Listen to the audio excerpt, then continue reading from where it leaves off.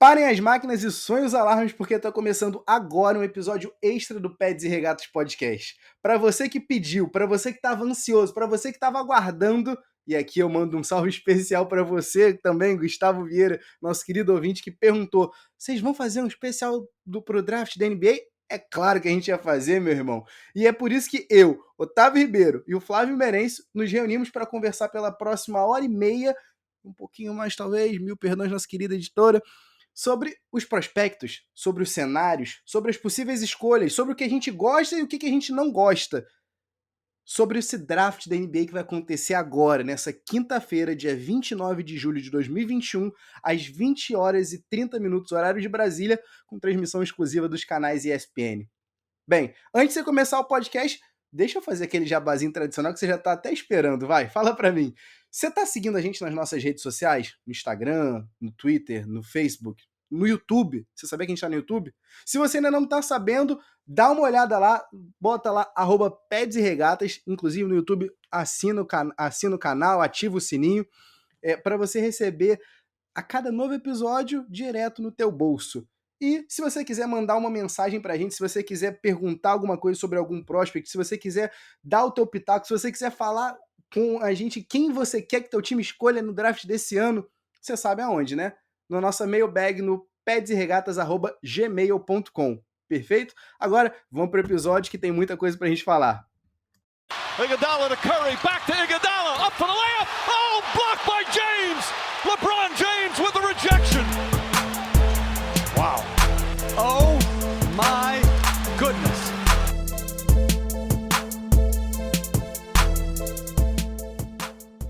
Salve, salve, querido ouvinte, seja bem-vindo a mais um episódio do Pads e Regatas Podcast.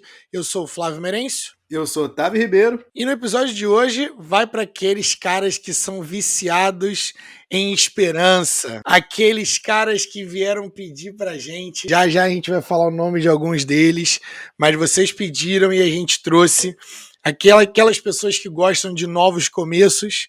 E logo depois das finais, a gente se despediu, deu tchau aí pra temporada da NBA, mas a gente tem agora o draft, que é onde tudo recomeça e onde as futuras superestrelas e estrelas da NBA são selecionadas. Quem o seu time vai selecionar nessa é a grande questão que a gente vai responder aqui. A gente vai fazer uma cobertura completa do draft, com episódios pré e após o draft, então você fique ligado, você não pode perder. Esse é um tema, como a gente já falou, que é um tema muito próximo do meu coração, porque eu gosto muito.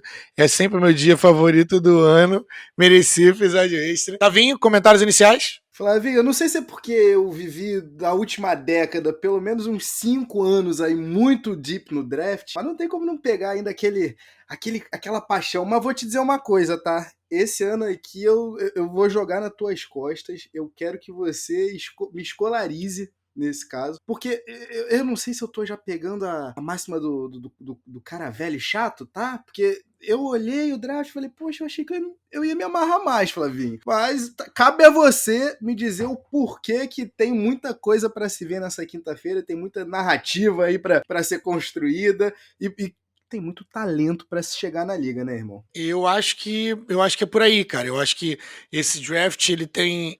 na verdade, eu tô mais animado ainda, na verdade. Eu tô com o sentimento oposto seu, que geralmente a gente tem algumas coisas que não estão claras. O draft, para começar, né, para contextualizar a galera, a gente vai errar. Então, assim, a graça do draft é errar, porque tem uma galera que ganha milhões e milhões de dólares, os general managers, né, a galera os scouts e tudo mais, galera que vive e respira basquete todos os dias, e essa galera erra. Essa galera comete erros históricos. Então, o objetivo aqui é para errar. Enquanto a gente fala, nesse momento, o David Griffin tá errando em New Orleans. Isso é verdade também, que a gente vai falar. Mas o objetivo a graça do draft para mim é analisar, fazer as suas próprias análises, tirar suas próprias conclusões, né? E não só ficar lendo e ouvindo tudo que as outras pessoas estão falando e tomar aquilo como opinião. Eu gosto de pegar e analisar os caras por mim mesmo e depois trazer minha opinião e ver daqui a 3, 5 anos se eu acertei, se eu errei, quem que tava bem, quem que tava mal. Já torci muito pros meus times pegarem jogadores que saíram da liga em menos de 6 meses, mas também tinha outros caras que eu bati na mesa e falei assim, cara, esse cara tem que pegar porque ele vai ser bom. James Young, eu ainda acredito em você. Eu ainda acredito. James Young do Boston Celtics, meu Deus do céu. E era um cara assim, bom naquela época do draft e tudo Ele mais, não pegou curtia todo muito mundo ele. com aquela enterrada na final. Ele pegou todo mundo com aquela enterrada na final da NCAA. Mas ele é a prova também de que talento e capacidade atlética não são só o que funciona, você não precisa só disso também na NBA. Mas a gente vai cobrir tudo isso hoje, e a graça do draft é isso mesmo, é você ver o que os caras conheceram um pouco dos caras. O que a gente quer que vocês saiam hoje do nosso episódio é conhecendo mais sobre os prospectos, as futuras estrelas aí da NBA, e que vocês possam saber um pouquinho de cada um deles, para que vocês no dia do draft não estejam tão perdidos e que possam tirar suas próprias conclusões. Quem que o meu time vai pegar? Quero que o meu time pegue esse, quero que o meu time pegue aquilo outro. Mas vamos começar como o grande poeta dizia do começo. Então vamos lá, Tavinho, por onde que a gente começa? A gente vai começar primeiro, antes de chegar no draft propriamente dito, Flavinho, vamos falar da única troca que aconteceu até então. A gente espera que até quinta-feira, se outros negócios não acontecerem, né, pelo menos durante o draft a gente sabe que vai acontecer, isso é fato. Mas por enquanto eu só tenho uma trocazinha aqui para falar contigo, comentar antes da gente entrar no draft propriamente dito, irmão. Foi uma troca entre as franquias que 2 anos atrás, Flavinho, estavam escolhendo no topo do draft, né? Foi uma troca entre o Memphis Grizzlies e o New Orleans Pelicans, na qual o Grizzlies mandou o Jonas Valanciunas, que eu sei que você gosta, e as escolhas de número 17 e 51 no draft desse ano para New Orleans, que, em contrapartida, né, enviou Steven Adams, Eric Bledsoe, a escolha número 10 e a 40, e também uma escolha protegida de 2022, né, que viria via Lakers. Flavinho, quem que ganhou? Se é que teve alguém que ganhou? Quem que perdeu? Qual é o motivo? O que que tá por trás? Você não acha que o Pelicans está pagando caro para se livrar desses salários, não? A 10ª e a 40ª, eu sei que você ali tem uma galera boa nesse rangezinho ali do top 15 do draft. Fala pra mim quem que se deu bem nisso. Bem, pro fã casual, talvez seja difícil de pegar esse tipo de troca, e eu me coloco. Eu sei o que é se sentir nessa posição. Que assim, cara, então, na prática, o que tá acontecendo é o Pelicans está dando uma seleção do draft que geralmente são a peso de ouro, né? São as seleções dentro da loteria ali. Então, o décimo pick, né? 10ª escolha desse draft.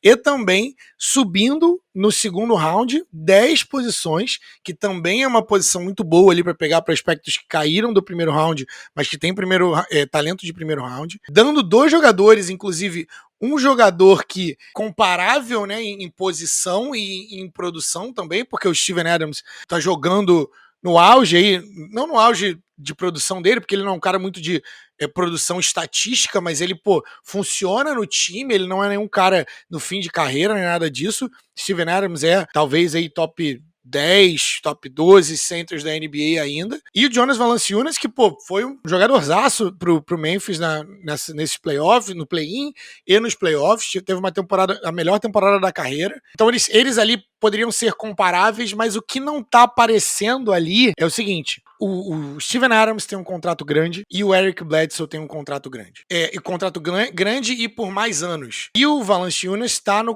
último ano de contrato dele. Então, o Valanciunas, ele tinha uma opção e vai entrar nessa opção, né? Vai optar por esse contrato e vai continuar com o time. E é mais fácil de você se livrar de um contrato quando ele está no último ano, porque você pode escolher reassinar o cara ou liberar o cara para free agency, liberando o cap para quando vier uma estrela grande, você tá pronto e você ter liberdade salarial no teto salarial. A grande questão aqui é que há uma constante insatisfação do camp do Zion Williamson. A gente fala um pouco disso no nosso giro de notícias amanhã, inclusive, que a família dele tá pressionando e tá insatisfeita com a liga. Com a liga não, perdão, com a franquia do Pelicans, por não colocar jogadores talentosos o suficiente pro auge do Zion Williamson.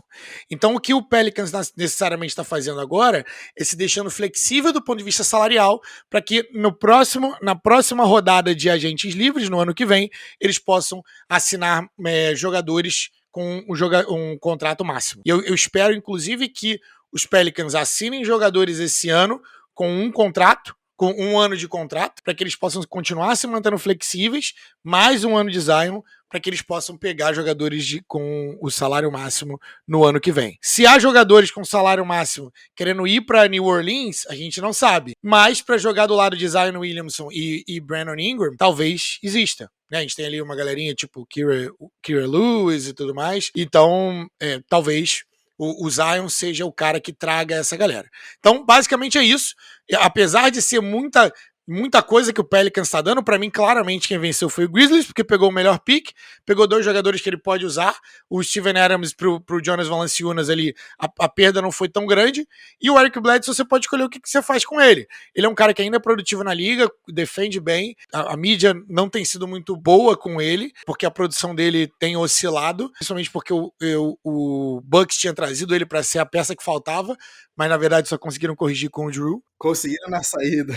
Eu acho que o Bledsoe, na real, ele é o cara que tá mais desvalorizado aí nesse lugar. Há rumores de que ele vai ser dispensado da equipe, né? Mas se sim, eu acho que alguém vai conseguir pegar uma grande barganha aí com o Eric Bledsoe. Não satisfeito de pegar a melhor pick, pegou as 2 melhores picks, né, Flavinho? Sim, subiu nos 2. Da 17ª para a 10ª, da 51ª para a 40ª. Isso sem contar com a famosa pick protegida do Lakers. Mas vamos então agora... Vamos pro creme de la creme, irmão. Vamos, que eu sei que você espera o ano inteiro por esse momento. Para quem não sabe, eu vou continuar falando isso, até isso faz parte do lore Pads e Regatas. Flavinho joga uma liga de simulação de 2K e ele, como é que eu posso dizer? Ele conhece jogadores que nem as próprias famílias conhecem. A real é essa. O rapaz foi atrás de vídeo do Giannis Antetokounmpo em 2013. Eu não conseguia nem falar o sobrenome do Antetokounmpo em 2013. Eu tava bem no melhor estilo David Stern na noite do draft. Mas, Flavinho, eu quero começar contigo do começo. Vamos lá. Até onde vai o primeiro escalão do draft? E eu quero saber de você... Em que momento você acha que a primeira nota de corte? Quem são os cabeças? Bem, tem gente que discorda de mim, obviamente vocês podem discordar, mas a gente tem muita controvérsia, né, com esse draft pelo fato de não ter nenhum jogador que é o cara o superstar, porque geralmente quando você tem o primeiro pick, né, historicamente, o que você quer é selecionar o cara que de forma mais garantida possível vai virar sua franquia do dia para a noite. São os LeBron James, são os Zion Williamson, por que não Kyrie Irving também da vida, porque é um talento gigantesco. Anthony Davis, são os tipos de cara que vai mudar a sua franquia do dia para a noite. E aí tem a discordância é se há esse cara ou se não há. Tem gente que diz que é o Cade Cunningham, né, que é o cara que é o consenso, que eu fiz o estudo que eu peguei aqui, mostra que em 15 mock drafts de especialistas na liga, na mídia, perdão, em 12 o Cade Cunningham é o número 1. Então ele é o consenso, ele é o número 1 do consenso. No coração do Jalen Rose também. No coração de Jalen Rose também. E ele já falou que quer ficar em pique, que quer ficar no Pistons. Tá ainda jogo na cidade, jogos de... Tá fazendo uma campanha pública, porque a campanha pública é o seguinte, o primeiro pique do draft ganha mais dinheiro. Então, assim, é ótimo se você, em um draft onde não necessariamente é para todo mundo um consenso, que você, que é o cara que é na maioria da mídia, é o cara para ser pego o número 1, que você fale, não, eu quero ir e tudo mais, porque todo mundo quer um cara que queira ir para uma franquia e virar essa franquia. Mas respondendo a sua pergunta de forma direta, os nomes são Cade Cunningham, número 1, Evan Mobley, número 2, o Jalen Suggs, número 3, e o Jalen Green, número 4. Eu gosto que tu já chega dando a ordem do teu coração, hein? Exatamente. Eu gosto disso. Viu isso? Eu já senti ali que não vem com esse papinho de vou falar o Jalen Green depois do Cade Cunningham, não. Tá maluco. Depois disso, o primeiro drop-off, Flavinho? Essa é a primeira escada, né? Esse é o primeiro degrau do draft. Eu acho que depois disso há uma caída bem legal, não em termos de talento bruto, mas em termos de talento, da relação entre talento bruto e talento desenvolvido, e também produção dentro de quadra, porque isso também é importante. Muitos desses caras têm apenas 1 ano de tape, né? 1 ano de fita aí, de produção, sendo ela no college, ou na D-League, ou na Europa, enfim. Mas depois da número 4, o draft, eu não acho que o draft começa na número 5, tá?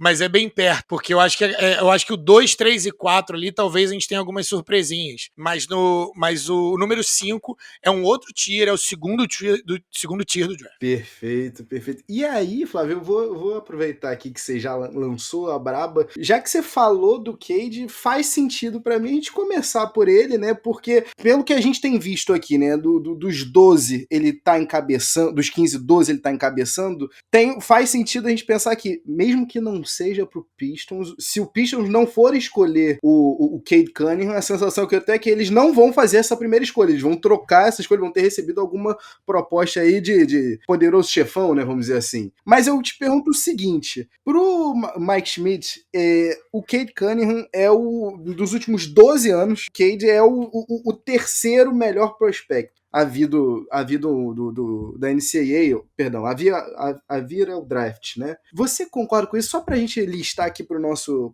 ouvinte, as últimas 10, se você quiser, tá bom, vamos botar as últimas 12 aí pra galera. As últimas 12 leva a gente pra 2008, então é Chicago Bulls com o Derrick Rose. Exato. Quer dar a lista pra galera? Vamos. Ou eu vou dar daqui? Vamos lá. Fala 2009 e eu sigo, que 2009 agora não me puxa de cabeça. 2009 é Blake Griffin. Perfeito, Blake Griffin que não jogou. Ano seguinte a gente tem John Wall, depois Kyrie Irving, Anthony Davis, Anthony Bennett, Andrew Wiggins, Karl Anthony Towns, Ben Simmons, Markelle Fultz, DeAndre Ayton, Zion Williamson e Anthony Edwards. Você acompanha o relator ou não? Quem é Cade Cunningham e por que ele é a pistola mais rápida de Oklahoma? Ele, inclusive, joga em Oklahoma State, né, na universidade. E, cara, eu discordo totalmente, assim, porque tem muitos jogadores ali que eu acredito não, sei que eu escolheria, principalmente olhando para trás aqui, sabendo o que eu sei agora, eu escolheria antes do Cade Cunningham. Vou falar 5, mas poderia falar um pouquinho mais, tá? Porque tem alguns busts aí no meio também, mas, cara, Anthony Davis, com certeza. Derrick Rose, o auge de Derrick Rose, a galera esquece, porque ele jogou pouco, né? O auge dele jogou pouco. Hoje em dia, o Derrick Rose, que a gente vê que é um bom jogador, a galera se esquece, né? Kyrie Irving, Zion Williamson, Karl Anthony Towns, Ben Simmons. Cara, o Ben Simmons é um dos caras que eu mais gostava vindo do draft.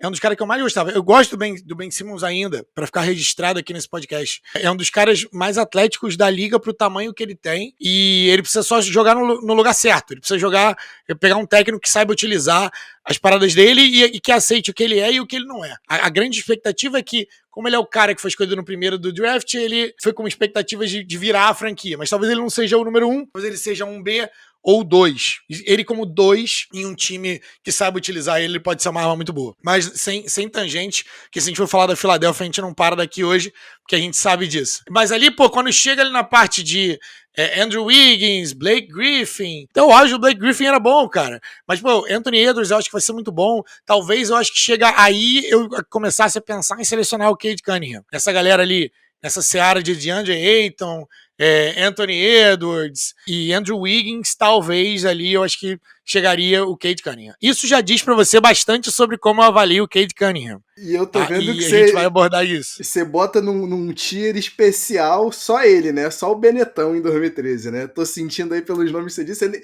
Você não vai nem botar o nome Isso que eu do nem falei John Wall, né? Lábios, né? Eu nem falei John Wall. Isso que eu nem falei John Wall. Mas tudo bem. Mas tem uma galerinha aí. Então, assim, eu acho que ele estaria ali no número 8 de 12. Se a gente for otimista, a gente estaria no número 8 de 12 ali, o Cade Cunningham, pra mim, nos últimos 12 anos. Então, não concordo com o Mike Schmidt. Já vejo coisas dele de vez em quando, mas não é um dos caras que eu sigo direto. Mas eu avalio o Cade Cunningham como... O Cade, eu assisto muitos highlights, né? Vou procurar fita desses caras um pouquinho mais no high school, voltando um pouquinho do início desses caras para poder saber as tendências deles. E o Cade Cunningham, ele já é um cara que tem muito hype há muito tempo. Então esse hype, pros scouts, ela transpassa, e também pros general managers e pra mídia ela também transpassa. Então os caras estão acostumados a ver ali no Rivals, que é os caras que fazem ranking de high school, o nome do Cade Cunningham direto ali. Cade Cunningham e o Evan Mobley também, que é o segundo do draft, na minha opinião. E aí, beleza, o Cade Cunningham chegou em Oklahoma State, ok, e eu ligo a fita do cara, e é o seguinte, ligo a fita apertar o play no YouTube. E o que você vê quando você vê a fita? O que te Eu encanta? não vejo uma superestrela. Eu preciso começar com isso. Ai, Pra mim é o seguinte, se esse cara é o melhor jogador do draft, talvez há uma chance, de novo, é importante que fique claro essas vírgulas, há uma chance de não haver uma superestrela nesse draft.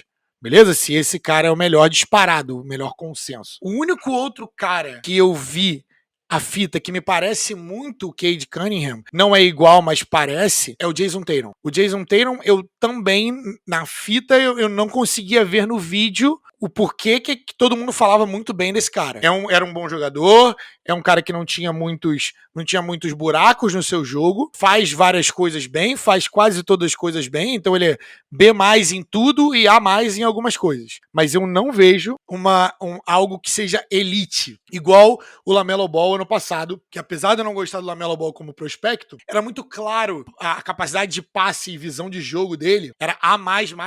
Então assim, se fosse dar certo, como deu pro LaMelo Ball, ia ser por causa disso. O Cade Cunningham é diferente. Ele é o Jason Tatum, talvez seja, sei lá, 80% do Jason Tatum da fita que eu vi do Jason Tatum, porque ele é polido, ele não tem buracos no jogo dele, não tem muitos buracos no jogo dele, tem potencial defensivo, é grande, pontua nos 3 níveis, ele é um cara que é líder do time, tem uma ótima visão de jogo, passa muito bem, sabe pegar o pick and roll, então esse é um cara que é 6'8", e ele consegue ser o point forward, né, que é uma das posições que estão mais em voga na liga hoje em dia. Então, é o que eu vejo no Cade Cunningham, eu não vejo super estrela, mas eu também estava errado com o Jason Tatum. Então, se a gente considera o Jason Tatum uma super estrela, talvez eu esteja errado também com o Cade Cunningham. Mas ele não é o meu jogador preferido desse draft. curioso, Flavinho, você falar isso, porque quando a gente pega, né, o Sam Vecini do The Athletic trouxe uma listagem, né, quais seriam os melhores atributos ofensivos, né, quem seriam os jogadores detentores desses atributos. Então ele separou em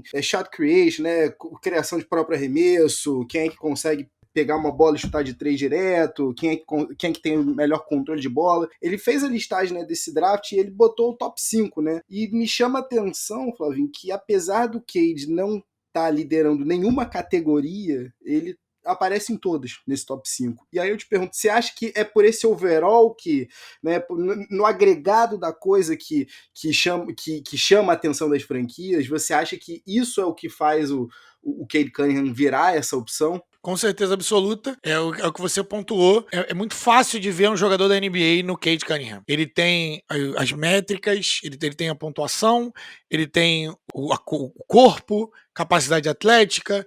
É muito fácil, você abre o vídeo do Cade Cunningham e você vê um jogador da NBA. Então é muito mais seguro você ir nesse cara. E esse cara também tem a pontuação, 20 pontos por jogo, enfim. Assiste pra caramba, então ele é muito pronto, eu diria isso, o nível de prontidão do Cade Cunningham é muito bom. Quando você junta esse pacote com uma pessoa que é líder do time, né, isso ajuda muito. Exato, mas apesar de ser líder, Flavinho, eu na eliminação, né, de Oklahoma State, eu me lembro de ver muita gente criticando a passividade do Cade Cunningham em alguns momentos cruciais do jogo. Você acha que isso aí vai ser um problema que ele vai enfrentar na liga, ainda mais ele tendo que ser de cara a figura, a estrela desse Detroit Pistons num primeiro momento? Eu acho que ele vai ter que aprender, porque eu vejo esse cara e às vezes ele faz 40 pontos e você não sabe que esse é o cara do jogo, entendeu? Ele meio que desaparece na pintura, sabe? Eu acho que falta um pouco de killer instinct. Isso não significa que o cara não seja um líder, né? Não seja um líder, mas ele também não é Kobe Bryant. É isso que a gente tá querendo dizer, né? Esse é o ponto. A passividade, né? E a assertividade do outro lado, né? Ele vai precisar trabalhar nisso, porque ele vai precisar entender que ele é o melhor jogador em quadra e que ele precisa colocar a sua vontade no jogo e não só deixar o jogo vir para ele. Isso era também uma das críticas que o LeBron recebia, tá? O LeBron recebia essas críticas porque ele é um cara naturalmente que gosta mais de passar do que fazer pontos. Então, às vezes o LeBron dava para ver o LeBron segurando para poder dar o espaço para outros times dele, para outras pessoas, né, amigos dele dentro de quadra, poderem brilhar. E aí é hora de decidir, beleza, vamos lá e agora é a minha vez. Então isso pode acontecer. Às vezes se não, falta assertividade durante a partida, seu time cai muito e na NBA às vezes não tem volta, né? Então isso é bem complicado. Isso que você falou, cara, me faz pensar no segundo jogador desse draft aí, né, que tá no topo, né, dos mocks. e vem junto com o Cade Cunningham um terceiro cara que tá aí no top 5, no top 10 aí de alguns jogos, mas que não tá nesse primeiro escalão que você falou, que é o Evan Mobley. Quando a gente chega no Mobley, cara, eu me puxa aqui de cabeça, o Mobley tá, o draft, esse processo, né, de pré-draft inteiro, quieto, a gente vê algumas franquias encantadas com ele, só que é pouco, como é que eu posso dizer, é pouco buzz ainda ao redor dele. E eu te pergunto, Flávio, se talvez ele não seja, talvez nele não esteja um momento bem crucial no draft. Por que eu te falo isso? Porque a gente tem ali o Houston Rockets com a escolha número 2. Eu imagino que você vai concordar comigo aqui, até pela maneira que você ranqueou, mas quando você tá escolhendo nesse topo do draft, você não fica se segurando, você não fica se atendo aos jogadores que você tem no seu elenco para se basear nos jogadores que você já tem para você fazer as suas seleções. Então, assim, com todo respeito, Christian Wood, por melhor que você tenha tido as últimas 2 temporadas, por mais que você possa sustentar um contrato, não existe condição de você não selecionar um Evan Mobley da vida por conta de Christian Wood. E aí eu quero te perguntar o seguinte, por que é tão certo isso na cabeça de muita gente? Por que você, ainda que você tenha um cara que tenha média de duplo-duplo na NBA, por que é certo que você tem que escolher o Evan Mobley como teu ala pivô, até mesmo teu pivô, né? Excelente pergunta. Primeiro, inclusive, é o Christian Wood, que era do Pistons, que tá jogando, que tá escolhendo na número 1. Então, assim, já se arrependeram ainda, Pistons? Porque Christian Wood era mais um cara que eu gostava muito vindo do draft, mas ele era super cru e demorou muito. Ele é late bloomer total, foi pra D-League e tudo mais. E, cara, eu sabia que esse ano ele ia ser muito bom. Tem problemas com lesões, precisa ser monitorado, mas é um talento muito grande, Christian Wood. Mas é o que você falou, a sua introdução foi perfeita. É o que a gente chama de BPA, Best Player Available. Você tem que ir...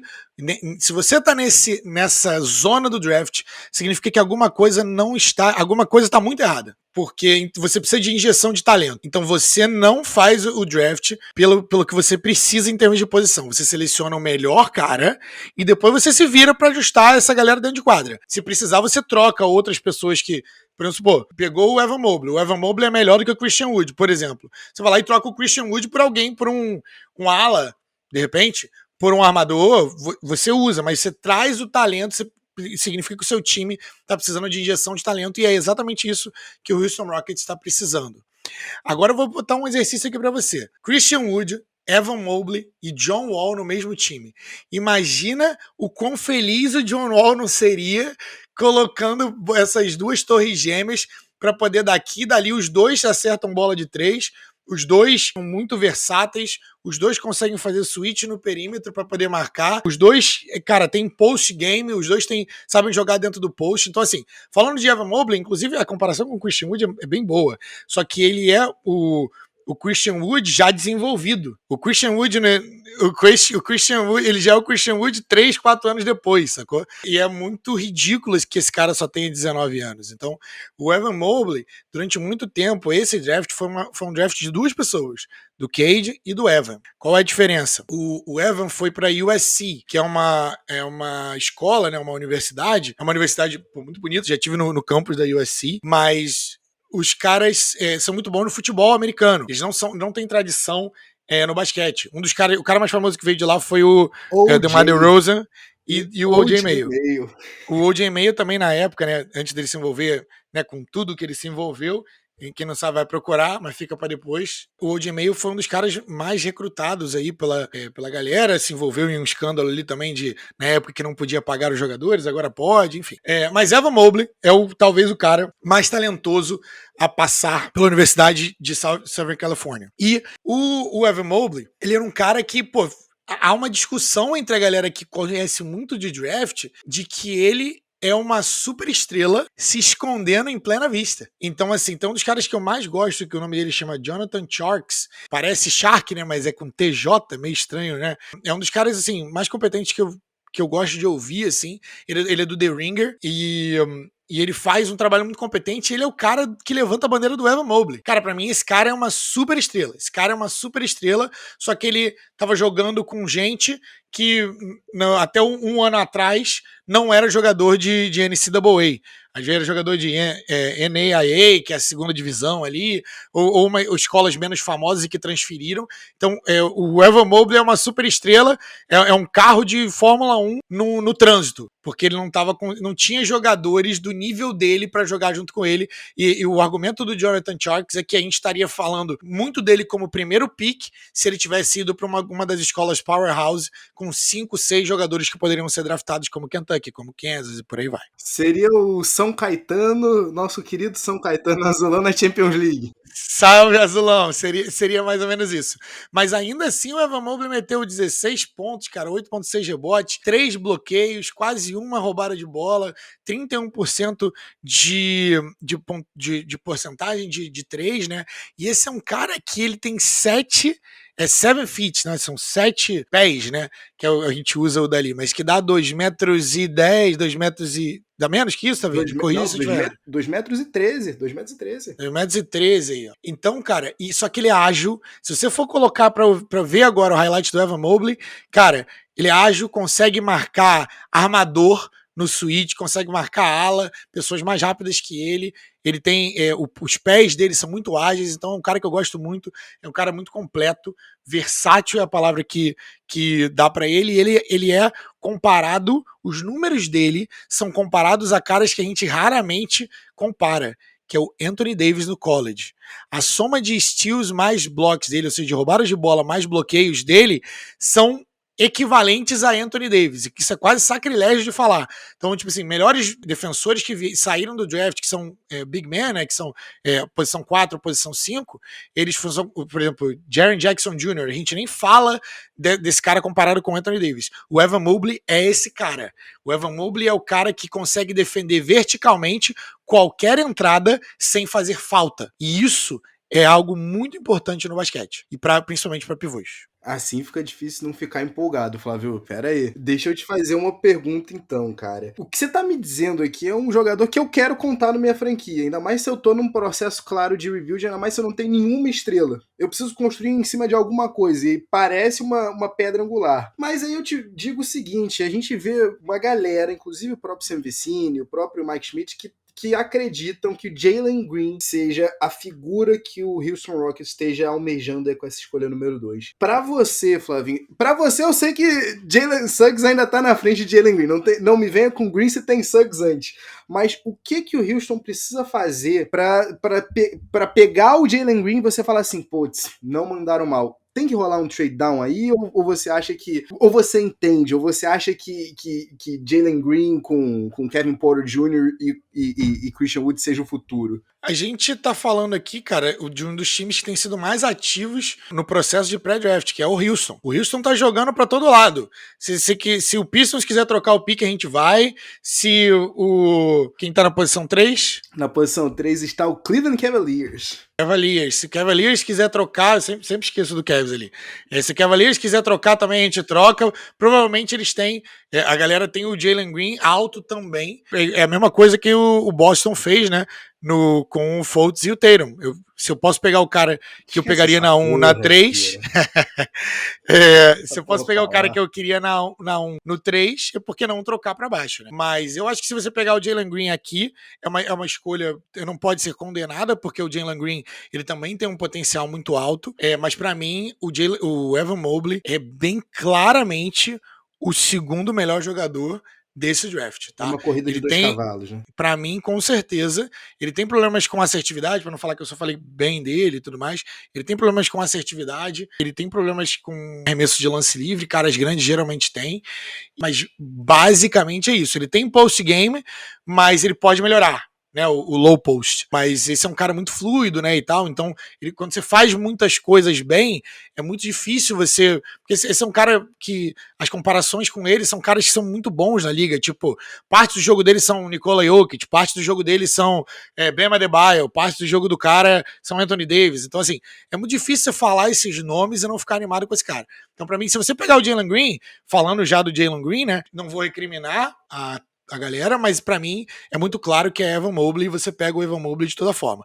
Eu acho que a única coisa que talvez esteja impedindo o Houston de pegar o Evan Mobley seja o Christian Wood, e como ele ficaria, né, ali dentro do vestiário e tudo mais. Talvez seja isso, mas pra mim, de fora, isso não faz sentido.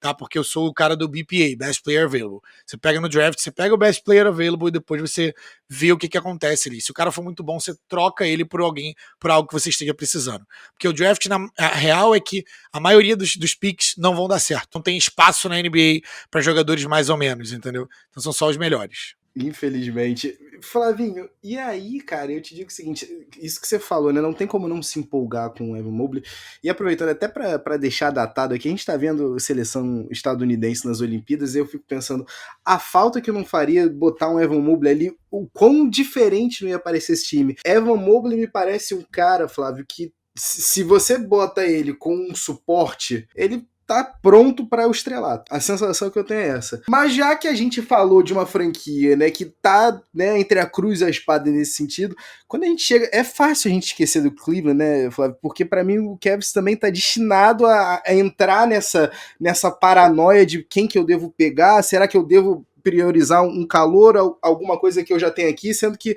com todo respeito a Jared Allen, que eu particularmente adoro, não é resposta para nada.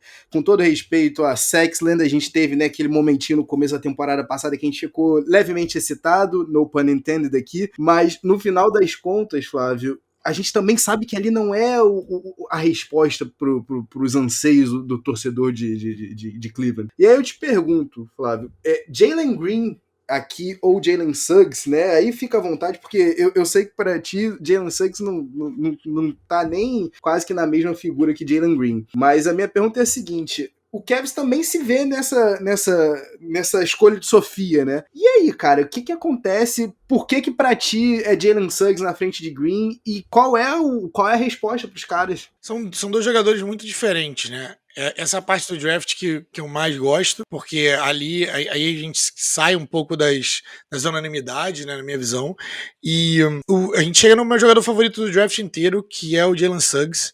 Ele é um cara que manda muito bem. Eu vou falar do Jalen Suggs primeiro, né? Ele é o cara que, pô, ele veio de Gonzaga, né? Ele, pô, viralizou aí com o shot incrível dele ali no March Madness, game winnerzão, e ele tem exatamente isso. Ele tem o dog, ele tem o it factor, né? Ele tem o X factor ali que faz os grandes da NBA. Uma coisa que pouca gente sabe é que ele é um ex-jogador de futebol americano, não é jogador profissional, né? Mas ele jogou futebol americano no college, ele era o quarterback. Isso explica aqueles passes, né, Flavinho? Os passes que ele dá, pô, que são muito parecidos, né? Parece que são passes de um quarterback. Ele também é um líder nato. Ele é um cara que é um competidor. Ele é um cara forte. Isso também é subvalorizado no jogo dele, porque ele parece pequeno, mas ele é um cara forte, não tem medo de contato. E ele joga com uma entrega gigantesca. Então eu vejo esse cara e eu fico arrepiado vendo o cara jogar, porque é muito bom ter um cara desse no teu time. E aí fica muito engraçado, né? Porque o feel for the game, é o que a gente chama, né? Como que esse cara percebe o jogo, como que esse cara percebe o time, né? E o motor interno desse cara. Os dois eu avalio como A, tá? Eu avalio como é um cara que você quer no seu time para liderar o teu time. Então, ele me lembra muito o Kyle Lowry, me lembra muito o Fred VanVleet, curiosamente os dois estão no Toronto Raptors. Por pouco tempo. Vem pra casa, filho. Ele consegue defender, ele já defende no nível da NBA e consegue fazer o handle, então ele não vai precisar fazer muitos ajustes para poder ir para a NBA. Ele vai precisar ser um pouco mais assertivo, vai precisar melhorar a questão de scoring, né, e shooting, só que na NBA, né, historicamente, a coisa que as pessoas mais desenvolvem quando vão para a NBA é o arremesso. Ele não tem problema de arremesso de fora, tá? A grande questão é que ele precisa fazer mais disso e fazer isso de forma mais consistente. Basicamente é isso. Então, ele não tem muitos buracos no jogo dele também, mas eu gosto dele pelo que a gente não consegue ver e que as pontuações não conseguem mostrar, que é o motor, que é a liderança, que é tudo que é intangível e o feeling para o jogo. Esse é muito bom. Falando de Jalen Green, fazendo a comparação com o Jalen Green, cara, a avaliação que eu vejo dele, a comparação com o Jalen Suggs, porque eu gosto de fazer comparações, né? O Cade Cunningham, pra mim, a comparação dele é o Jason Tatum. O Evan Mobley, a comparação dele é o Chris Bosh. O Jalen Suggs, a comparação dele, pra mim, é o Fred VanVleet. E o Jalen Green, pra mim, é o Zach LaVine. tá? A avaliação do Jalen Green, para mim, é controlled chaos, ou seja, é o caos controlado, né? Salve pro nosso querido Rômulo Mendonça. Ele é o caos, cara, ele é o caos controlado. Por quê? Porque ele é talvez o cara que termina mais as jogadas de forma mais criativa. Então, o finisher é o cara ali, quando vai para infiltração, ele é um cara que tem muito recurso ali para poder terminar os arremessos, terminar as bandejas. Ele contorciona o corpo. Parece que ele tá sempre improvisando muito. Parece que ele tá fora de controle, mas ele não tá. Ele tá sempre em controle. Porque o cara é uma capacidade atlética invejável, uma velocidade muito boa, apesar do first step dele, né, o primeiro passo para a aceleração dele não ser tão bom, mas a velocidade final dele ser boa. Ele tem um chute bom, quase 37% esse ano na D-League, mas historicamente não é bom, então pode ser um fluke year ali, mas de novo, como eu falei, os caras trabalham muito na NBA com relação ao seu arremesso, então eu não tenho muitas preocupações com relação a isso. É muito bonito a impulsão dele e o chute dele, então por isso que me lembra muito o Zach LaVine. E uma coisa para coroar, né, o que eu disse, uma das coisas que eu mais gosto sobre o Jalen Green é o seguinte, ele falou uma parada na mídia que é o seguinte: não sei por que essa galera tá à frente de mim nos mock drafts. Eu deveria estar à frente deles, sabe por quê? Porque eu trabalho mais do que esses caras no meu jogo. Eu tô todo dia ali e eles não estão. Isso é o tipo de coisa que o Kobe falava. Então quando você ouve isso, esse é o tipo de cara que você quer.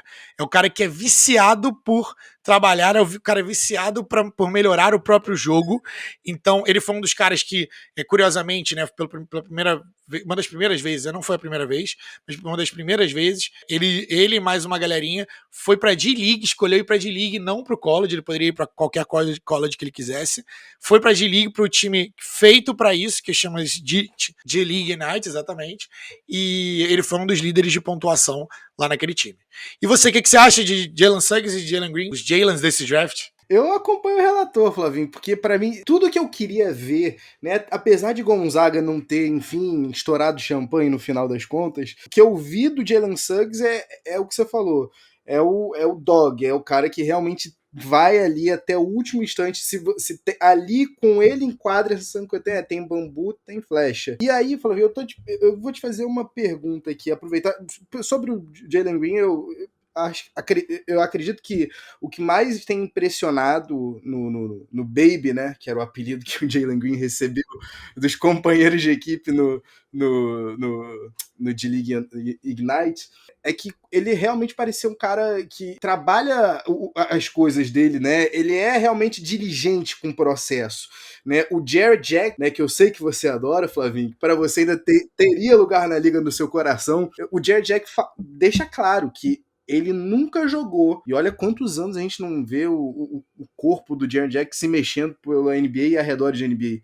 Ele nunca viu um calouro trabalhar da forma que o Jalen Green trabalha. E aí eu achei legal que, assim, ele foi no Ryan Russillo, ele foi no Dan Patrick Show, e ele repetiu isso tudo em todos esses shows.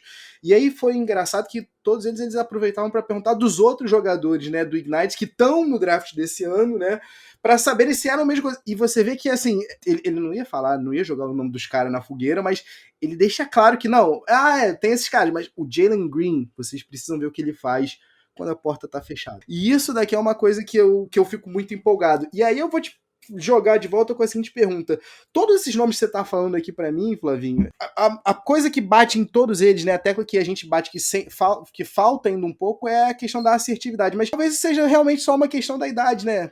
Quem sabe, chegando à liga, da lista que você me passou, né, das tuas comparações, né, do Taylor no Boston, do Van Vliet e do LaVine, tirando o Van Vliet e o LaVine, que até hoje a gente já tem ainda algumas questões com a assertividade, Chris Bosh foi um cara extremamente inteligente para saber quanto que ele era necessário. O Jason Taylor tá, né, se encaminhando para um estrelato. No começo de carreira a gente ainda viu ele sentindo um pouco, né, com a falta, né, de assertividade, né, perdão, a gente está repetindo aqui direto a mesma palavra aqui, sinônimos.com.br para me salvar só, mas eu queria saber se você acha que esse top 4 tem potencial para ser melhor do que o dos últimos anos? Eu gosto muito desse top 4, tá? Eu acho que não tem o cara que é a super estrela garantida, né? Não a garantia no draft, mas geralmente você consegue ver, né, muito fácil os caras que vão ser, tipo, muito, muito, muito acima da média, mas eu acho que tem muito talento. Eu acho que dificilmente esses 4 não se tornam bons jogadores em níveis diferentes aí, né? Porque a gente vai errar, como a gente falou, mas eu acho muito difícil. E isso é muito legal e diz muito sobre o draft, muito sobre a força do draft, porque tem caras, às vezes, que são boom or bust, né? Que o cara, pode ir muito bem ou pode ir muito mal, mas eu acho que todos esses, de alguma forma ou de outra, tô bem confiante que eu acredito que esses caras vão ser, pelo menos, bons contribuidores para os times deles na NBA. Perfeito. Vamos fazer o seguinte, vamos fazer uma pausa aqui então rapidinho e o próximo bloco a gente volta pro restante, né, da nossa listagem aqui e deixa eu já te dizer uma coisa, Flávio. A gente vai falar de colegas de Jalen Green que estavam no topo até começar o ano e uma galera que também, né, não superou as expectativas. Já a gente tá de volta.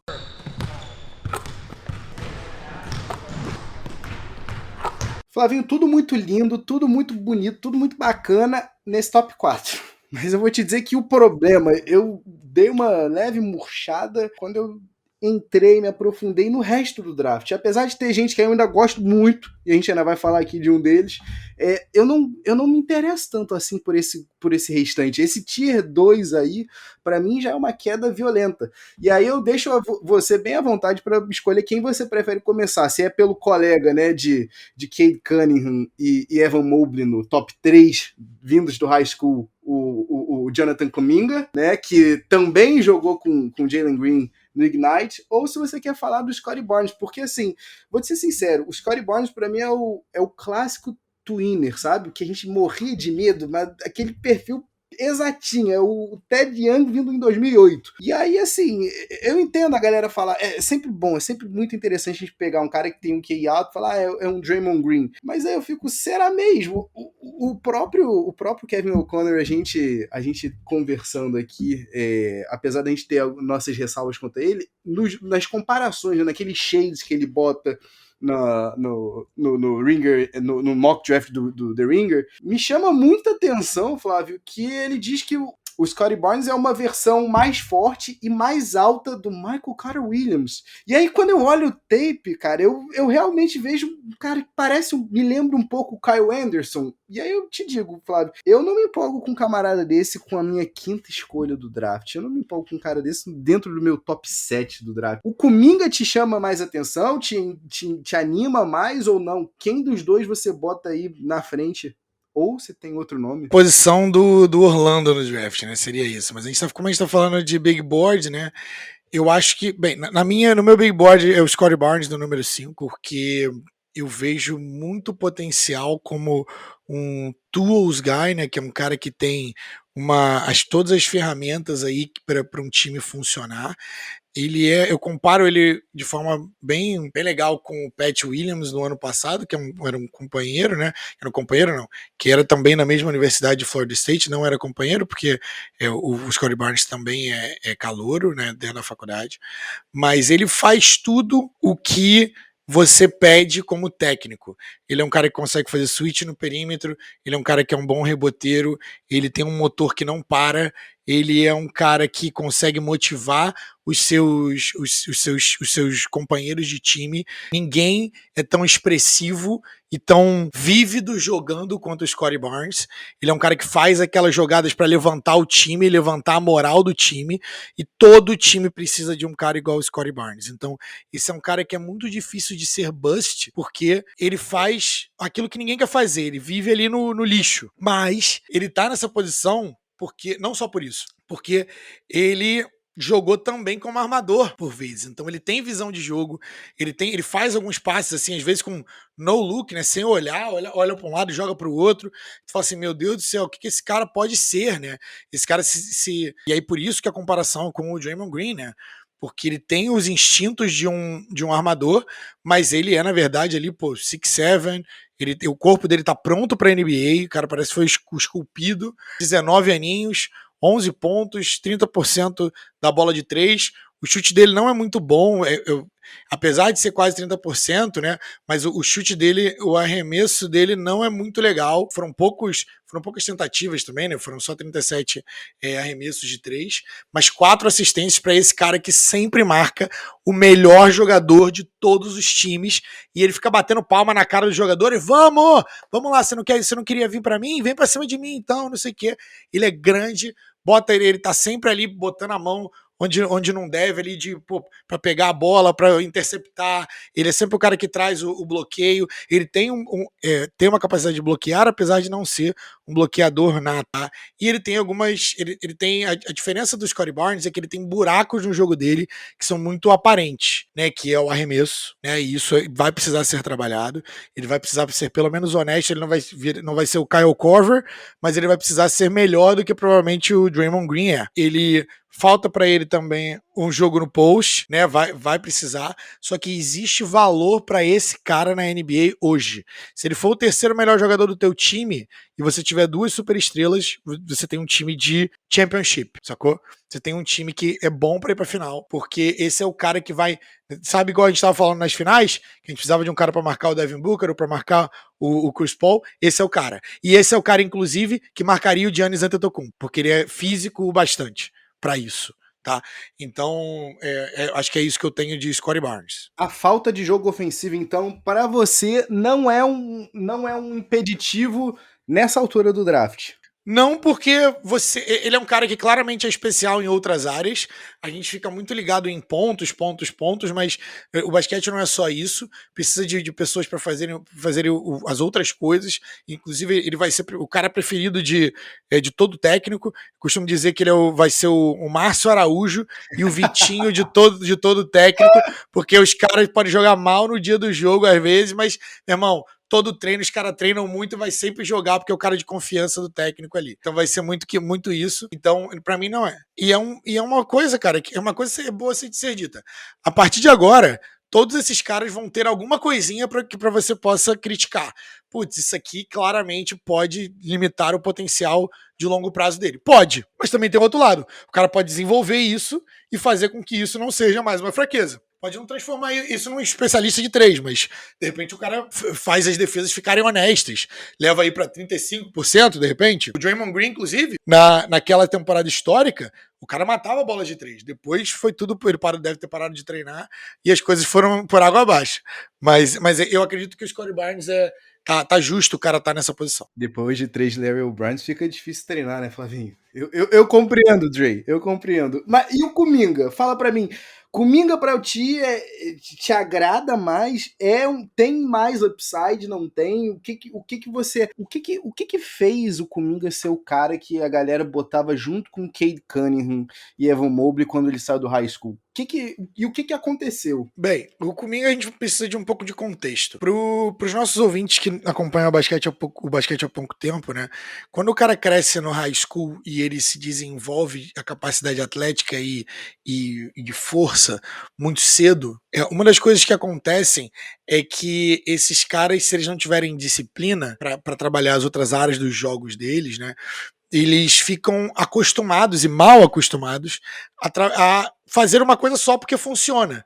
Então o Jonathan Kuminga, em todas as quadras que ele pisou, do momento que ele começou a jogar basquete, até hoje, quando ele vai entrar na NBA, ele foi o jogador mais atlético e mais forte, possivelmente mais rápido também.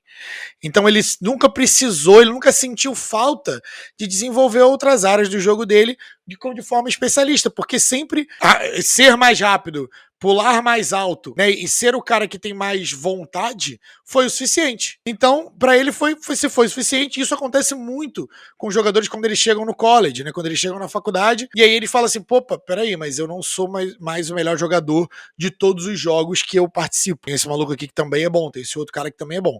A diferença é que na NBA só tem cara bom, porque é só a seleção dos caras bons. Então você pegou todos os caras bons e jogou tudo num lugar só. Então aí o buraco fica mais embaixo. Então o Jonathan Kuminga, ele é o cara, o sentimento do Jonathan Kuminga ao olhar pra ele é o seguinte, ele é o cara mais polarizante desse draft, ele é o cara mais boom or bust, ou seja, ou vai ser 0 ou vai ser 1 milhão. Ele é um cara que, pra crédito dele, a capacidade atlética genética privilegiadíssima, ele deve ser 99% de... Deve ser maior do que 99%, deve ser 1% de atletas da NBA, mas se fosse atleta, o cara podia correr, né, os 100 metros rasos, né, e tal. Mas não é só ser atleta, né? Mas ele também, 6'8", né, um cara aí que, 2,3 2,2 aí, 2,3 né? 18 anos, é um dos caras mais novos do draft. Também é outro cara esculpido, parece que foi esculpido no mármore de tão forte e definido que o cara é. Faz 15 pontos por jogo no D-League, ele também foi um companheiro do Jalen Green, então ele consegue quase 16 pontos, né? Ele consegue, com os talentos, né, que ele tem, as habilidades que ele tem, ele consegue fazer a sua presença ser marcada no jogo. O porém dele é o seguinte, ele não é um cara eficiente, ele chuta com confiança, mas não chuta bem, vai precisar trabalhar no arremesso, poucas assistências ali por jogo, é um cara que, por vezes, principalmente na defesa, às vezes parece que desligam ele, né? Parece um robô que se desligou o cara e o cara às vezes se perde, porque ele é tão rápido quanto o outro cara, mas às vezes o cara, com 2 movimentos, ele consegue passar pelo Kuminga e ninguém entende o porquê. A gente fica assim, por que existe esse lapso mental aí, né? É um cara que é um ótimo reboteiro e consegue, e é um bom finalizador ali também. Então, assim, tudo que ele faz é a 150% por hora. A velocidade dele é sempre 5 na dança do Creu. Então, esse é um cara que, cara, pra mim, a comparação dele é o Aaron Gordon, que veio muito assim, muito cru. Ele é o cara mais cru desse draft. É capaz de ser o cara mais cru desse draft pelo que ele tem, mas se der certo, vai dar muito certo. E ele pode ser maior do que talvez 3 dos caras que a gente falou ali no início do draft. Esse é o apelo. Com tudo que você falou para mim aí, até nessa comparação, isso aí me cheira a Orlando Magic, e o pior, me cheira Orlando Magic no pior da moeda, me cheira Orlando Magic na pique que não vira, que pode, mas não vira. Ai, cara, inacreditável, inacreditável. Eu vou te dizer uma coisa, tá? Entre esses dois que a gente falou aqui, é claro que vai soar super tendencioso ainda mais, porque talvez seja o maior rising, né? Talvez seja o cara que mais esteja subindo, né, nas boards do General Manager, depois de uma apresentação no Combine sensacional. O cara também foi super bem nas entrevistas, tá todo mundo dizendo isso daí. E esperado, né? E esperado, né?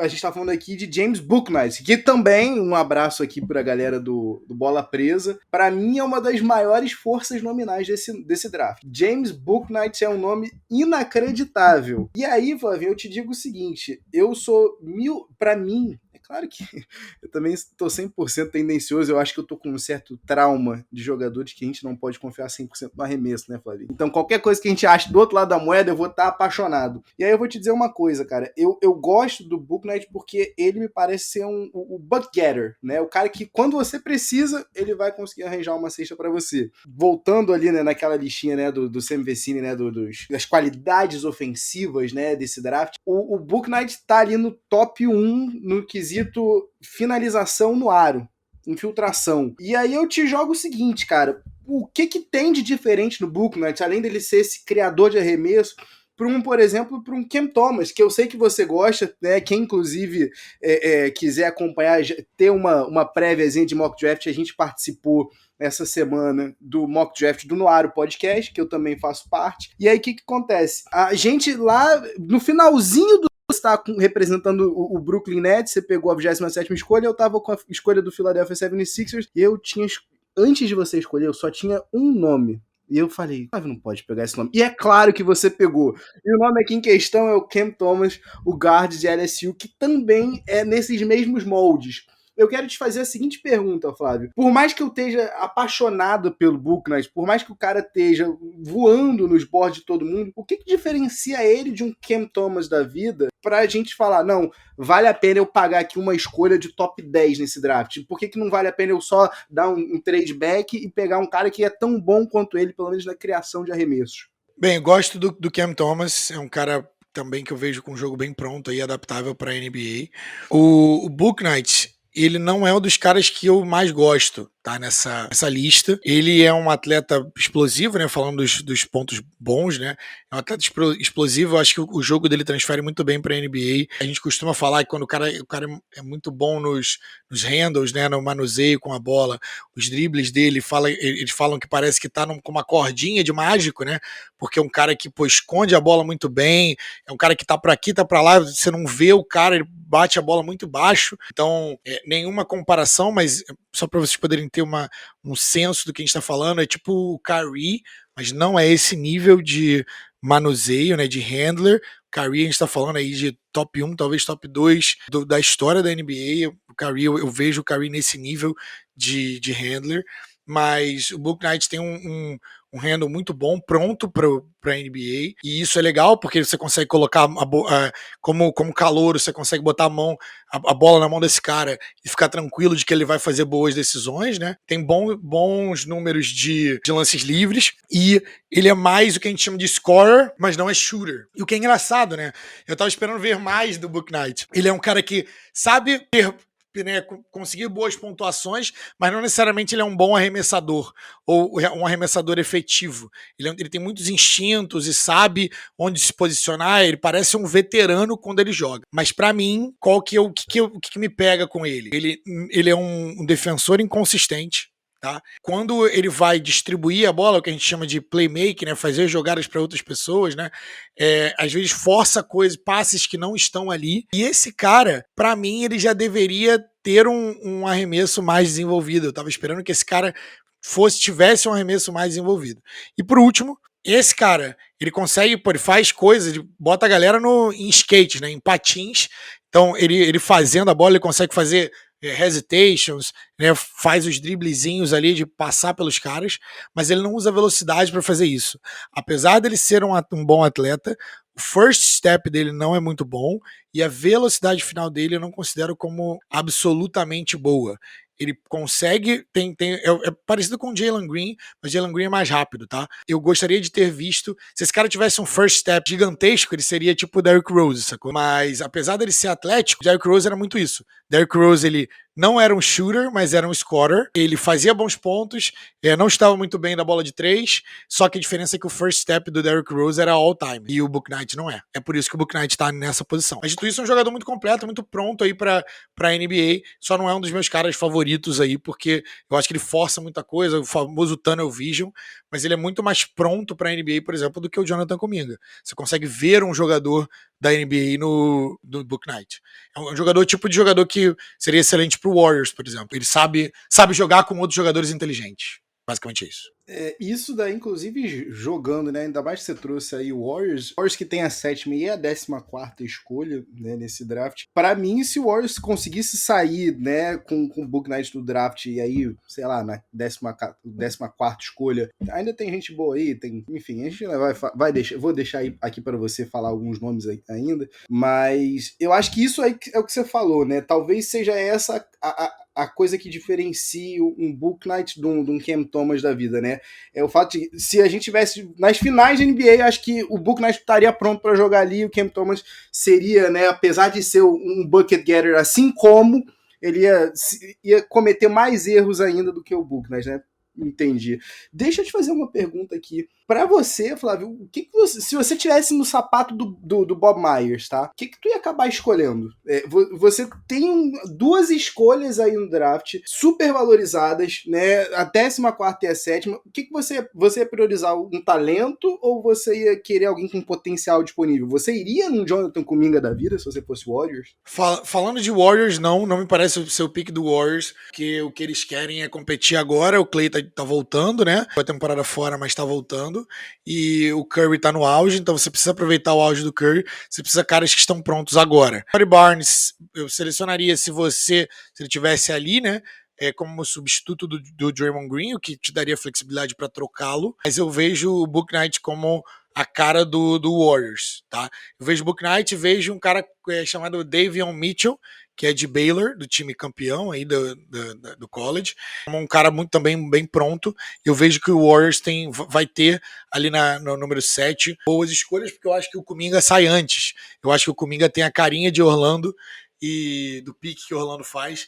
Então eu acho que o Bouknight ou o Davion Mitchell vão estar ali na sétima. Mas não acho que eles vão estar ali na 14ª. Talvez o Davion Mitchell, mas o Bouknight com certeza não. E aí eu te jogo o seguinte, do Warriors eu vou para um prospect que eles estão de olho, né? Foram para a Austrália para ver o cara, mas é o Josh Giddey. E eu vou te dizer uma coisa, Flávio, quando eu vejo um report desses, eu fico me perguntando se não é passar recibo demais que se arrependeram de ter escolhido o Jonathan Wiseman, né? Não, o James Wiseman, perdão. Você falou em Magic, já tem Jonathan Isaac, vai para Jonathan Kaminga, já criei um Jonathan Wiseman. Mas o que eu fico vendo assim, será que não é passar muito recibo de que você tá arrependido da escolha do James Wiseman e você, ok, eu tô agora escolhendo um armador grande, um playmaker no Josh Giddey que eu podia ter melhor ano passado no LaMelo Ball. O que você vê do Josh Giddey, do Josh Giddey e o que te atrai no jogo dele? Porque eu confesso que a primeira coisa que, né, a gente começa o processo de draft do ano seguinte, a gente já vai olhar os caras. E quando eu olho a foto do Giddey, eu penso, oi, esse é o cara? O que te atrai nesse jogo aí, meu amigo? Ele é o Zac Efron desse ano, do draft. Ele talvez seja 60% do Zac Efron que joga basquete de verdade, né? O que eu vejo, cara? Ele é um cara de 18 anos também bem novo, mas ele é um armador puro. Ele é o que a gente chama de playmaker, né? Mas ele pode jogar da posição 2, posição 3 também. A arte dele é fazer jogadas para os outros companheiros. Então, é um cara que tem uma porcentagem de assistências muito alta, 7 assistências, 7.5, né, quase, faz 11 pontos por jogo, 7.1 rebotes.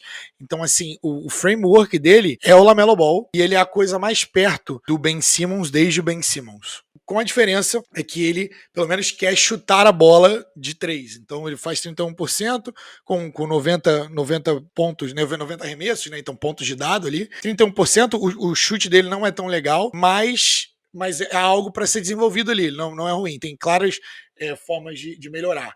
Ele é um outro cara também que dá para comparar ele pelo feel for the game, que a gente chama, né? É o feeling pro jogo, ver a quadra. Ele vê onde estão todos os jogadores o tempo todo. Ele é um cara que é 6'8". Então, quando você pensa num armador que é 6'8", a gente já vê todos os caras da NBA que vão marcar ele, a maioria dos caras vão ser menores do que ele. Isso significa que ele vai ver por cima dos caras, vai achar melhor os caras, e esse cara é um dos passadores mais talentosos do draft. Para mim, ele é o segundo melhor passador desse draft. O primeiro eu vou falar daqui a pouquinho.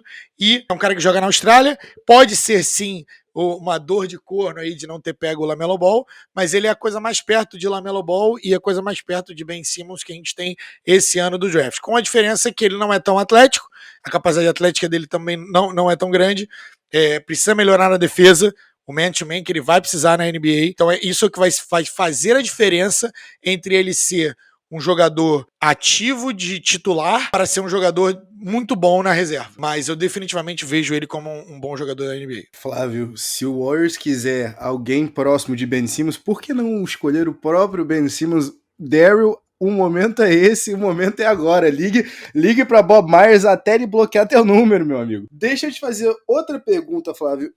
Primeiro, é que você falou, eu não vou fazer essa pergunta antes, você já me deixou curioso. Quem é o passador desse draft pra você? Deu a brecha. Vamos revelar então. Revela. O melhor passador desse draft é o diminuto Sharif Cooper. O cara é especial, galera. Se você gosta de passes que são assim, aquele passe de deixar arrepiado, bota a fitinha aí, bota no YouTube Sharif Cooper.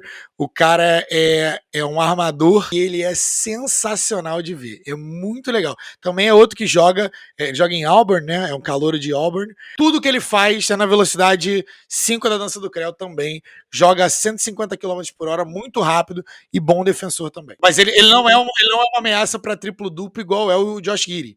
O Josh Giddey, as médias do Josh Giddey são quase um triplo-duplo. Então é 11, 7 e 7. Então na NBA com mais minutos ele pode ser um triplo-duplo toda noite. Então é a diferença aí pro Sharif Cooper, que tem problemas com altura, né, e tal, que não é culpa dele, obviamente, mas precisa ser levado em conta. Além da passe, né, da categoria melhor passador do draft, o Sam Vecini considera, né, o Sharif Cooper como um cara que tem o melhor controle de bola também dessa classe, né? Achei bem curioso isso. Eu vou te fazer uma pergunta aqui, Flávio, porque Pra gente também deixar coisas para depois, né? Porque a gente vai fazer o nosso pós-draft. Eu quero te fazer a seguinte pergunta, cara. Dentre uma seara de jogadores que a gente ainda tem disponível, né? Que são ventilados aí no top 10, eu quero saber de você quem que você quer destacar aí, né? Entre Franz Wagner, Moses Moody, que particularmente eu gosto, mas fiquei meio assim vendo a tape, achei meio lento em alguns momentos.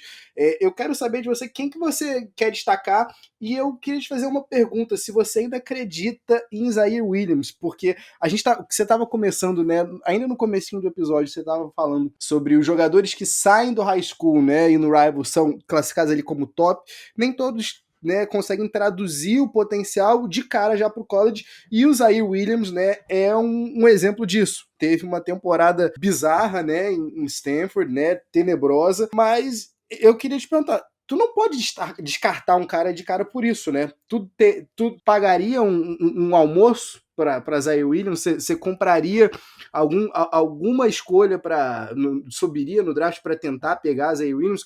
Quem que você quer destacar, cara? Bem, esse draft eu gosto muito do miolo ali do draft. Eu acho a força da classe como boa, eu avalio a força da classe como boa. E ele tá cheio de prospectos que são um de um, né? Que são aqueles caras que não se parecem com nada que a gente viu, exceto com superestrelas, porque o cara sabe manusear, sabe fazer, tem um bom manuseio de bola, drible de bola ali. Ele tem, ao mesmo tempo que o cara sabe chutar, tem potencial para ser um bom reboteiro, o cara é grande, 2,3 metros, enfim. Então, desse daí a gente tem uma galera. A gente tem Zaire Williams, a gente tem o Jalen Johnson, o Isaiah Jackson, que é um pouquinho maior, é um pouquinho de estilo diferente, mas que é um cara também que foi... Todos esses caras que eu falei, eles tiveram um hype muito grande vindo do high school, né? Então, tem caras que você fica assim, será que esse cara vira? Porque se virar, esse cara com certeza é papo de top 10, top 5 do draft, se tudo der certo para esse cara. Mas como eles só estão no meio do draft porque existem claros buracos, ou o cara não performou e o talento dele é muito grande para não ser pego na primeira rodada de draft, ou a gente tem problemas com a índole, né, com o caráter da pessoa, como é o caso de Jalen Johnson. Então queria trazer alguns nomes aqui para vocês que me chamam muita atenção. O primeiro deles... E só mais uma coisa aqui, depois eu queria deixar separado uma sessão só para os nossos internacionais aqui. Eu tô falando dos Mangaruba e do rapaz turco, que eu não vou nem ousar falar, não vou largar para você, Flavinho. Se você quiser, inclusive, inclui já logo nesse grupo, vamos logo. Vamos lá. Ele tá no meu grupo, que bom que você falou isso. Tá no meu grupo, internacionais. Mas eu vou trazer... Alperen Sengun. Tá bom. É com S, como se fosse SH, né? Tipo o Marashek. O primeiro deles é o Zaire Williams, como você falou. É um cara que joga na posição 3 de Stanford, 2,3 metros também. Um calouro. É um cara que veio com um hype grande.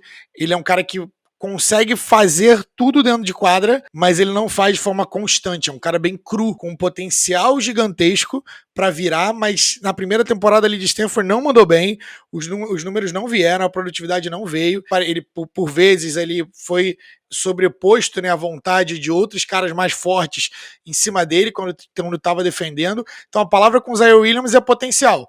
O cara tem potencial para arremessar, tem potencial, porque às vezes você fala assim, meu Deus do céu, isso aqui é um armador com esse tamanho fazendo isso. O cara dribla bem, explosivo, capacidade atlética gigantesca. Esse é um cara que talvez tivesse ficado, né, mais um ano no college, a gente estaria falando de top 3, top 5, por que não do draft, se ele conseguisse. É um cara que tem muitos buracos ali no jogo dele. Mesma coisa para Jalen Johnson. Talvez o top 3 aí de jogadores que driblam a bola melhor dentro do draft. Ele é um cara grande também, o Jalen Johnson. Ele é um cara que teve aí um escândalo aí com... Não um escândalo, né? Mas foi muito noticiado o Jalen Johnson, porque ele saiu, ele foi para Duke, né? E depois saiu, fez o decommit, que a gente chama, e foi se preparar em outro lugar. Teve alguns problemas ali, a galera acha que ele é mimado, enfim. Teve problemas ali, o que a gente chama de red flag, porque ele saiu da IMG Academy, depois do último ano dele ali do high school, e também saiu de Duke depois de 13 jogos. Então, mas é um cara que tem um potencial gigantesco, um cara que, 11 pontos, 44% de shooting e tudo mais, e é um cara que, é um reboteiro, E a melhor coisa que ele faz do alto dos seus 2 metros e 2, 3 ali é fazer jogadas para outras pessoas. Então, mais um daqueles point forwards. É tipo, pensa no Kyle Anderson, só que mais rápido e mais com a capacidade atlética melhor do que o nosso querido Slow Mo, que é um jogador muito inteligente. Até porque se fosse mais devagar que o Slow Mo, pelo amor de Deus, ia ser pior do que eu. Mas o ponto é que o Slow Mo arranjou um lugar na liga, fazendo as coisinhas que ele sempre fez. 8 anos e contando. A melhor habilidade do Slow Mo é fazer jogada para outras pessoas, que é o que a gente chama de playmaking. Então, o Jalen Johnson é muito parecido. Ele também parece ali com a capacidade atlética, né? As comparações dele, né, do Kevin O'Connor são Aaron Gordon, Rudy Gay e um RJ Barrett maior. Então, pra você ver como é que o cara tem a capacidade atlética. Então, eles são meio que unicórnios, né? O Jalen Johnson e o Zaire Williams. Se me permite, vou trazer mais 2 aqui. Um desses caras... Vou deixar os internacionais para depois, tá? Para fazer tudo junto. Mas vou trazer o Bones Hyland, que é o Nahshon Bones Hyland. Bones é o nome dele, né? Porque o cara é muito fininho. É um cara, a comparação dele é o Emmanuel Quickley, tá? Ele é bem magrinho, 179. Tavinho, faz a conta aí pra mim de quanto que dá 179 pounds. 169, perdão. 169, ele é bem magrinho. Você tá falando aqui de 85 quilos? Não, pera. Não, eu vou pegar a calculadora, Flávio. Pega a calculadora, faz aí enquanto eu falo desse rapaz. O Bones Hyland, ele é um cara de VCU, ele é um segundo anista de VCU. E a gente tem que falar que é arremesso, scoring, shooting. Ele chuta, distância que ele chuta da cesta, pensa no Damian Lillard. Gostamos. Pensa no Damian Lillard. Ele é esse tipo de cara e esse tipo de potencial. Steph Curry Damian Lillard é de muito longe que ele acerta. Tudo bem, talvez seja um pouquinho na frente do Damian Lillard, mas nem todo mundo pode ser Damian Lillard e Steph Curry, né? Vamos ser sinceros. Mas ele joga como um jogador de street ball, vamos dizer assim. É o que a gente chama de herky-jerky, né? Ele consegue...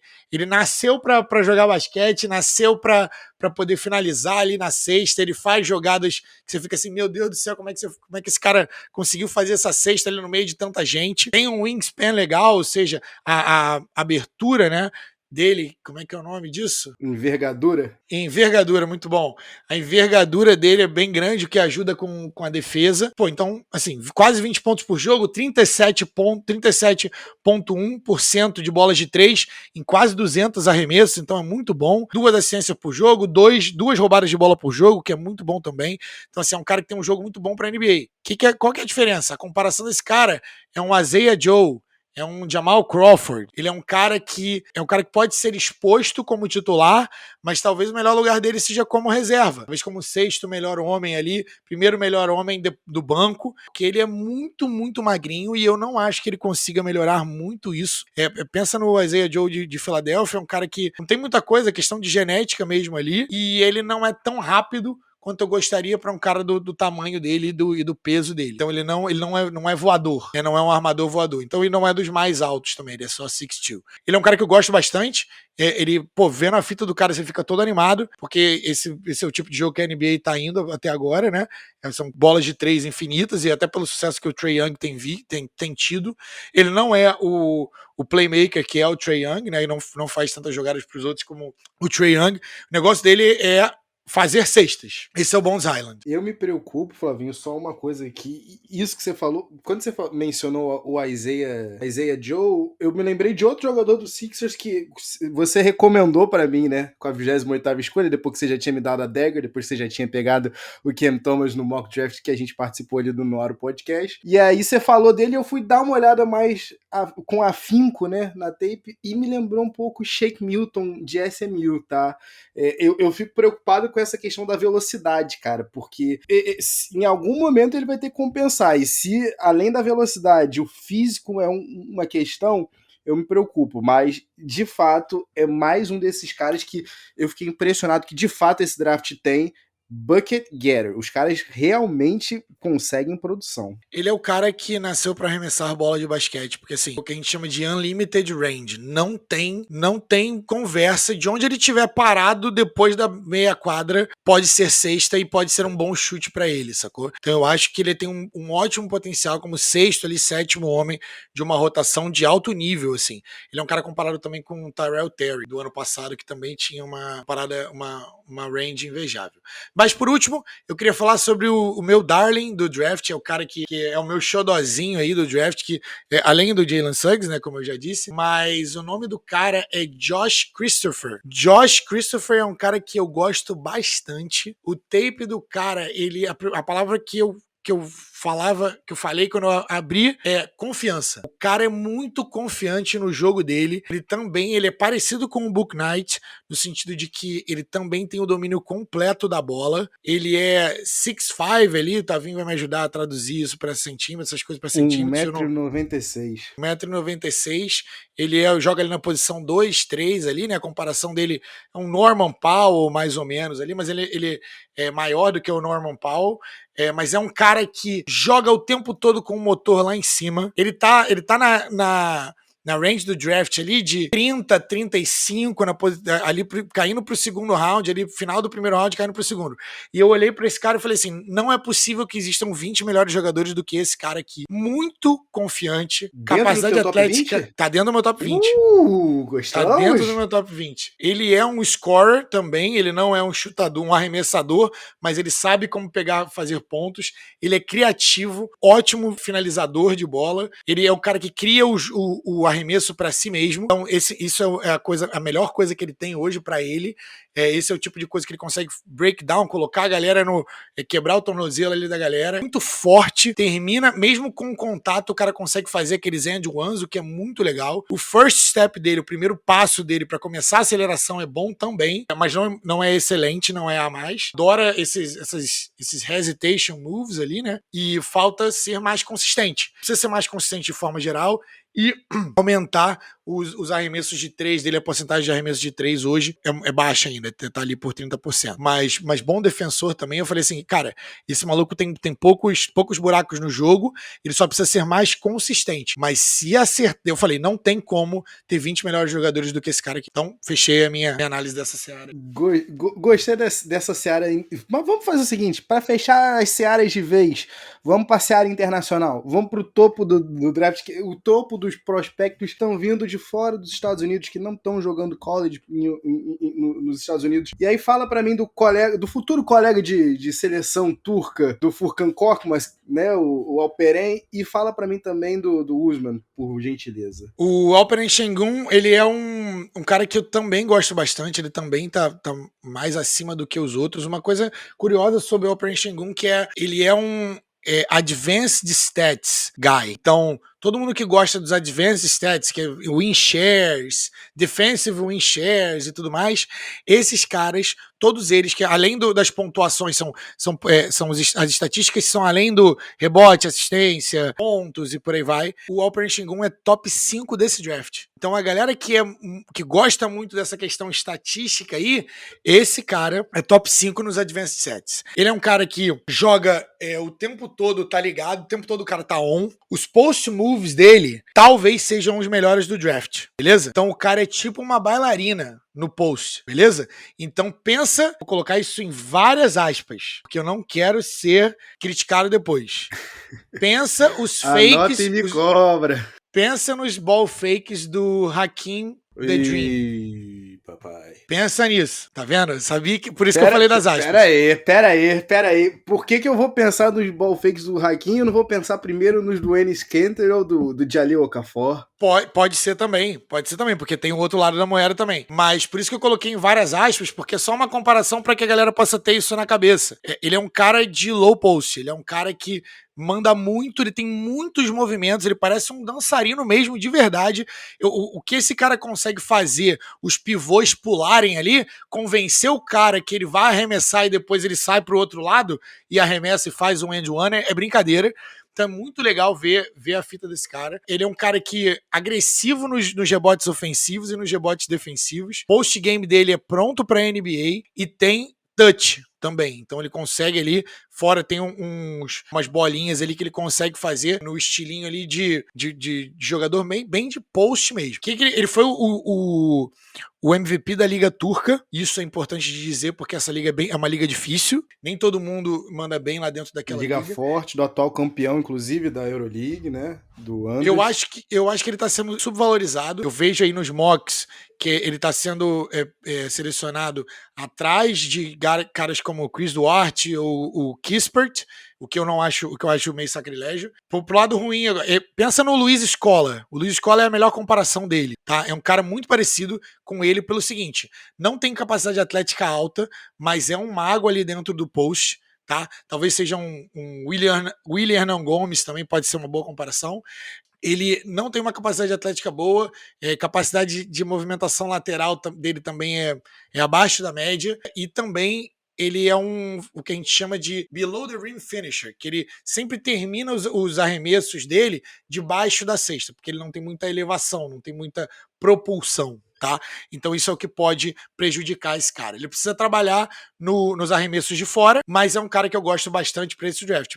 Um outro cara que a comparação dele, né, aconteceu é o que você falou, é o Enes Kanter, que era um cara que tinha um jogo de post muito bom, não tinha jogo de fora do garrafão, mas foi selecionado no top 3 do draft. E os Mangaruba, vamos lá, vamos de Mangaruba. É um cara que joga pelo Real Madrid, ele é o melhor defensor do draft, na minha opinião. Entre guards e big men? Overall. Overall, pra mim, ele é o melhor defensor do draft. Coloco ele à frente do Evan Mobley também, porque pela assertividade. Porque ele é um cara que tá o tempo todo caçando a bola. Ele é o cara que tá correndo pra lá e pra cá. Hiper atlético. Ele é um pouco undersized ali, né? Ele é 6'8", então o Tavinho me ajuda a calcular. 2,3 metros, mas com uma envergadura aí de 2,18 metros, Flávio. Que isso? É por isso que ele joga na posição 5 ali, na posição 4. Porque se ele não chega, antes dele chegar, uma semana antes, chega o braço dele para poder fazer as deflexões ali na bola. Então é um cara que consegue trocar no perímetro com armadores mais rápidos do que ele. Não é uma coisa ruim ele pro time, não deixa buraco na defesa, não faz tantas faltas em armadores, né, nessa troca, e é um jogador que precisa ser trabalhado, mas é um cara que jogaria na NBA hoje. É um cara que jogaria na NBA hoje porque você consegue, todo mundo tá precisando de reboteiros que conseguem pular e dar porrada, bater um ali no outro no sentido de bater os corpos uns nos outros, sem agressões nem nada do tipo. Mas ele é um ótimo reboteiro ofensivo e defensivo, e, como eu disse, é o melhor defensor desse draft, tem uma capacidade, um timing para bloqueios muito grande. A envergadura dele ajuda muito nesse sentido. Pensa num Montrezl Harrell mais rápido, ou num Jordan Bell. É um cara mais atlético que esses caras. É o Garuba. Eu vou te dizer que vendo pouco que eu vi de tape dos dois, Flávio, eu me interessei bastante pelo Usman Garuba, e tem carinha mesmo de jogador de San Antonio Spurs, viu? Tem carinha. Tipo de jogador que vira fenômeno cultural em San Antonio. Os dois, inclusive. Mas eu diria que o Şengün mais. Aí não sei. Vamos fazer o seguinte, Flavinho, a gente ainda vai fazer depois o nosso episódio do post-draft, mas eu vou trazer pra cá agora aquele momento infame, Flavinho. Aquele momento que eu sempre... Quando você chama, eu só sofro aqui enquanto entra a vinheta. Mas, infelizmente, eu vou ter que chamar, né, Flavinho? Vamos, então, pro nosso Crunch Time! It's off to Leonard, defended by Simmons. Is this the dagger? Flavinho, bate bola, jogo rapidíssimo. A parada é a seguinte, eu vou te fazer algumas perguntinhas aqui, e a primeira delas é bem clara. Quem é o jogador que você tá vendo lá em cima do draft e você pensa, não, peraí, esse cara não, super valorizado. Quem é esse cara e por quê? Já mencionei ele aqui, né? Mas eu já tenho visto ele em alguns mock drafts, que é o Corey Kispert. Ele é um cara que ele é mais velho, é um cara que tem 22 anos, ele é o jogador do último ano da faculdade de Gonzaga, tem 19 pontos por jogo, 44% de bolas de 3.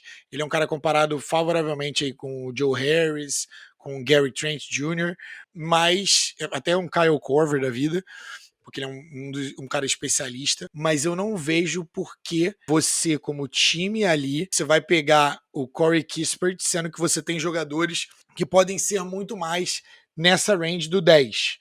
Agora você fala pra mim, Flávio, Pois se eu sou um time que já é dos playoffs e vou pegar ele na posição 20, na posição 24, não faz mais sentido, porque aí eu preciso de um especialista para poder tapar um buraco do time que eu não tenho.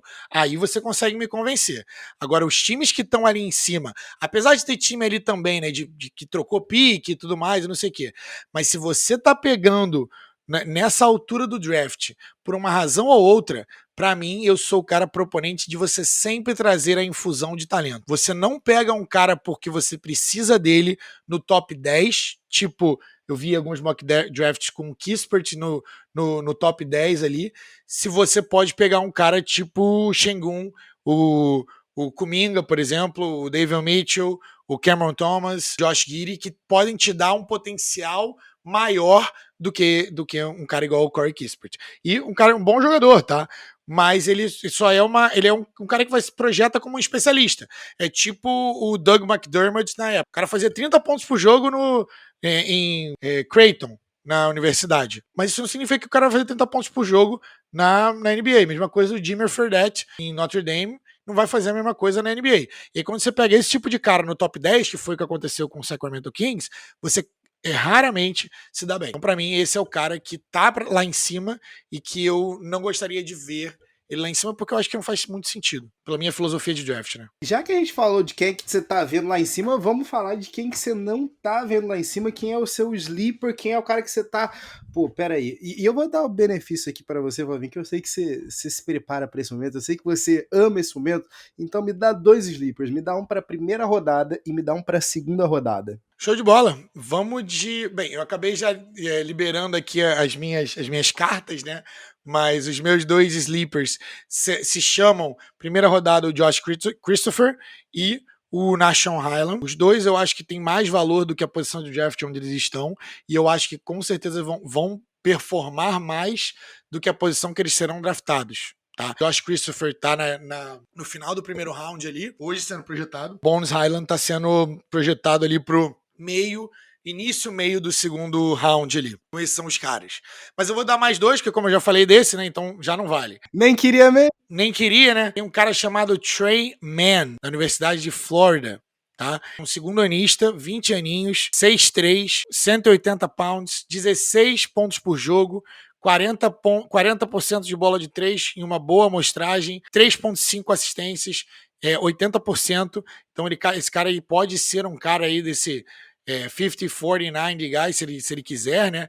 Acho que não chega a tudo isso, tá? Posso estar me animando muito com ele, mas eu gosto muito. Esse é um cara que ainda tá crescendo. Ele ganhou 2 polegadas do ano passado para esse e 15 pounds, né? Então dá 7, 8 quilos ali de músculo. Alô, Yannis? Pois é, ele é um cara que tem todo o potencial do mundo, chuta a bola, uma ótima bola, é explosivo, também tem o domínio de bola muito bom. Eu olhando objetivamente pra esse cara, não faz sentido esse cara tá na posição 28 hoje, que é onde ele tá. Então pra mim é um super sleeper, o Trey Mann. E ele é um cara que ele é um dos caras que usa também muito a capacidade atlética dele e poderia trabalhar mais no jogo dele ainda. Eu esperava, se ele trabalhasse um pouquinho mais no jogo dele, ele poderia ser muito mais do que posição 28 como ele tá sendo agora. E um outro cara que talvez seja o segundo cara mais polarizante que eu vou falar aqui, mas eu vou falar ele porque é importante que a galera saiba, que a galera siga também, porque esses caras tipo Thon Maker, tipo Bobo, são caras que você não vê, mas que é difícil você ver um cara desse em quadra, ele destoa, né, pelo tamanho dele e tudo mais. Se chama JT Thor. O nome dele é JT Thor. Ele não é tão sleeper meu, mas eu achei importante trazer ele. Ele é um cara que, 18 aninhos, 6'8" aí, 2,3 m, você falou, né? 2,4 m, mas ele parece mais alto do que ele é. Faz 10 pontinhos por jogo, 30% de bola de 3, 1,4 bloqueios e 5 rebotes por jogo. Ele é muito bom, consegue fazer switch no perímetro, é on-ball defender ali, né? Protege o garrafão. Ele é um cara que tem uma capacidade atlética privilegiada também, e também você olhando para ele, você não acha que esse cara não é um jogador da NBA, porque ele tem uma boa mecânica de arremesso, 74% da linha do lance livre, tem um jumper bonito, e aí a envergadura é 7'3", tá vindo. Então você se vira para calcular aí, mas ele é mais um cara que tem uma envergadura gigantesca, muito maior do que a sua altura física, né? E isso é bom também quando você está falando de um cara que é um possível small ball five, que a gente chama, né? Que quando os caras jogam ali com um center um pouquinho mais undersized. Mas ele ainda é inconsistente nos chutes dele e também desatencioso, né? Ele tem muito turnover, faz muito turnover. Então é um cara que pode vir aí a ser comparado com o Tom Maker, com o Bobo. Não é tão alto quanto esses outros caras, mas ele tem um estilo de jogo comparável. 7'3", salvo engano, 2,19 m, Flavinho. O cara é quase um... Distância de mão a mão, Tá pra quem não maluco. sabe. Tá maluco. O cara te dá um abraço e... sei lá o quê. Enfim. Pra comparação, o Rudy Gobert é 7'9" de envergadura. Você se vira aí também pra calcular que você tá mandando bem pra caramba nisso hoje. 7'9" eu não vou usar. Eu não vou usar. Eu vou ter que recorrer ao Google aqui. Eu vou fazer o seguinte, eu não vou deixar a gente passar aqui esse podcast sem falar de Jared Butler, que pra mim é o meu sleeper, depois que eu soube que finalmente ele recebeu a luzinha verde, passou nos testes médicos, testes clínicos, né, com as franquias. É um cara que eu realmente não entendo porque a gente ainda não tá falando tanto assim dele, dentro até mesmo do finalzinho da loteria. Porque por mais que a gente esteja... Ok, eu sei por que a gente tá falando dele. A gente tá falando de um cara que tem 22 anos. Isso é fato. Mas são 3 anos de produção. 20 aninhos, Jared Butler. Jared Butler, 20 aninhos, mas ele é júnior. Não, ele não tem 21. Ele é de 99? Pode ter 21, né? O que eu tô olhando aqui tá falando que ele tem 20. Que ele é de mas 25 22... de agosto de 2000... Não, de 1999. Não... 21 anos e 9 meses? Pode ser. Faz um pouquinho de diferença, mas pode continuar enquanto eu verifico essa informação aqui. Verifique aí pra gente. Mas é um cara que... Eu sei o que eu tenho no Jared Butler. Eu tenho um cara que defende, eu tenho um cara que arremessa um clipe de quase 40% em quase 7 bolas de 3 tentadas por jogo. Eu tenho um cara que sabe exatamente o que ele é e o que ele não é. E melhor de tudo, eu tenho um cara campeão, eu tenho um cara com pedigree. Então, assim, a gente tá falando de um cara que é o atual campeão, né, do NCAA com Baylor. Então, assim, é importante para mim frisar aqui que nem sempre o draft você vai arrasar no draft tendo escolhido a estrela. Às vezes você precisa realmente de um role player. Então, para as franquias que estão escolhendo ali no finalzinho da primeira rodada, se tiver uma possibilidade de ir de Jared Butler, eu correria atrás. A última pergunta aqui, Flavinho, que eu queria fazer para você é a seguinte: qual é a cagada? Perdoe meu francês. Mas qual é a cagada que tá mais que escrita, que você tá vendo ali acontecer, e você vai ver que uma franquia vai cometer essa cagada? Qual vai ser a franquia e qual vai ser a cagada? Só pra poder confirmar aqui, confirmei com o nosso querido Google. Então, Jared Butler, 20 aninhos, ele é de 25 de agosto de 2000. Opa, tá? Melhor então. Ele é um cara que tem 3 anos de college, mas entrou muito cedo no college. Isso é bom, porque ele tem experiência no college. A única coisa que eu ia falar sobre o Jared Butler é que a gente não tá falando dele lá em cima, mais pra cima no draft, por causa das questões médicas. E os times ainda assim ficam receosos mesmo tendo o green light aí médio. Mas é só e somente por isso. Que é um jogador bem completinho também, que pode ajudar o seu time hoje. Mas a cagada, né? Como você falou, para mim tá escrito muito, não é uma franquia que consegue desenvolver bem os talentos que tem, historicamente é uma franquia que tá debruçando e rolando na lama, e é Jonathan Kuminga para Orlando Magic. Então esse é o que tá escrito nas estrelas, vai acontecer, vai dar ruim. O Jonathan Kuminga precisa rezar para todos os deuses que ele considera sagrados, para que ele não vá para Orlando, para que ele vá para um lugar que ele possa ser desenvolvido. A melhor coisa que poderia acontecer para Jonathan Kuminga é ir pro Miami Heat ou pro Toronto Raptors ou pro Warriors da vida.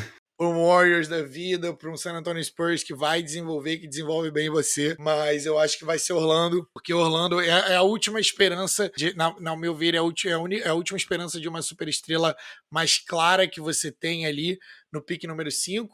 A loteria não foi boa, os deuses da loteria não foram bons com Orlando, na verdade foram bem horríveis.